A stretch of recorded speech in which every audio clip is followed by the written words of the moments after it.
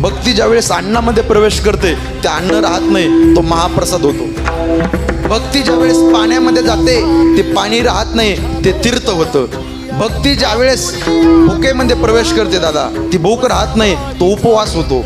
भक्ती ज्यावेळेस घरामध्ये प्रवेश करते ते घर राहत नाही, ते मंदिर होतं। भक्ती ज्यावेळेस पैशामध्ये प्रवेश करते तो पैसा राहत नाही, ती लक्ष्मी होते, असं बोलत चला।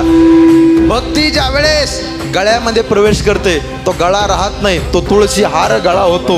भक्ती ज्यावेळेस फिरण्याकरता निघाली तो प्रवास होत नाही, ती 4 धाम यात्रा होते गुरुजी। आणि भक्ती ज्यावेळेस आळंदीहून पंढरपूरला चालली ती पायी वाटचाल होत नाही, पंढरपूरची पायी वारी होते। आणि भक्ती ज्यावेळेस माणसामध्ये प्रवेश करते तो माणूस राहत नाही, तो भगवंताचा भक्त, एक निष्ठावंत वारकरी तयार होतो।